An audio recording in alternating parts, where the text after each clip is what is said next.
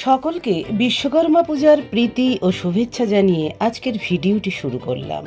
আমাদের এলাকার দোকানিরা বিশ্বকর্মা পূজা সামগ্রীর বসরা সাজিয়ে বসে পড়েছেন। ছোট বড় বিভিন্ন কলকারখানায় পূজার আয়োজন জোর কদমে শুরু হয়ে গেছে। হিন্দু রীতি অনুযায়ী বিশ্বকর্মা পূজা শুরু হওয়ার সাথে সাথে শুরু হয়ে যায় সকল পূজার প্রস্তুতি পর্ব। প্রতি বছর 17ই সেপ্টেম্বর বিশ্বকর্মা পূজা অনুষ্ঠিত হয় সারা দেশ জুড়ে। বিশ্বকর্মা হল জ্ঞান ও কর্মের প্রতীক।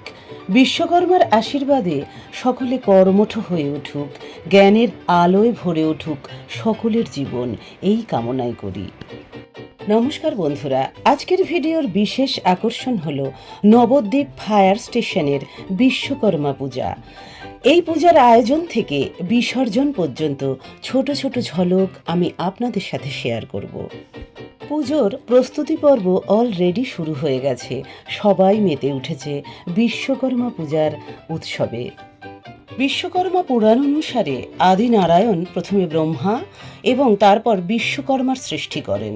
আবার বিশ্বকর্মার জন্মের সঙ্গে দেবতা ও অসুরদের মধ্যে সমুদ্র মন্থনে যে লড়াই হয়েছিল তার সম্পর্ক রয়েছে বলে মনে করে থাকেন। আবার বরাহ পুরাণ অনুসারে ভগবান ব্রহ্মা বিশ্বকর্মাকে সৃষ্টি করেছিলেন।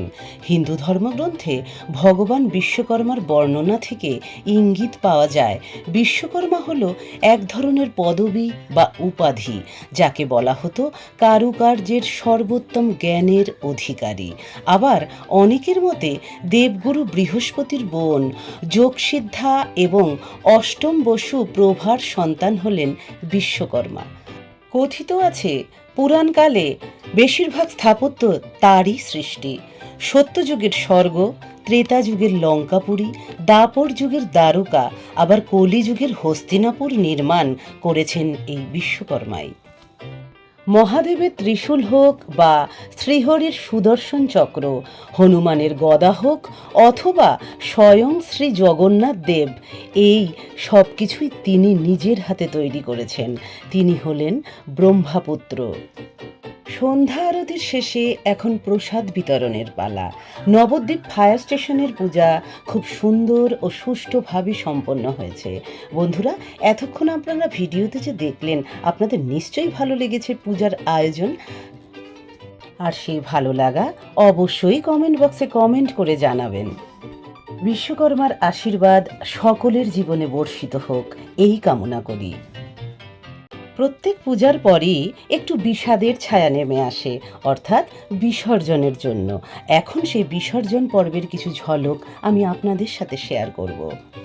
তবে সেই বিষাদের মধ্যেই সূচিত হয় সৃষ্টি। আসছে বছর আবার হবে। এক সময় পৃথিবীতে জলভাগ ও স্থলভাগ একসঙ্গে মিশেছিল। যতদিন যেতে থাকে দুটো আস্তে আস্তে আলাদা হতে থাকে। বিশ্বকর্মা তার জ্ঞান, চক্ষু ও সৃষ্টি শক্তি দিয়ে ধীরে ধীরে সব কিছু গঠন করতে থাকলেন। আসলে এই বিশ্ব তারই কর্মযজ্ঞের একটি অংশ, আর তিনি তার জন্যই হলেন বিশ্বকর্মা।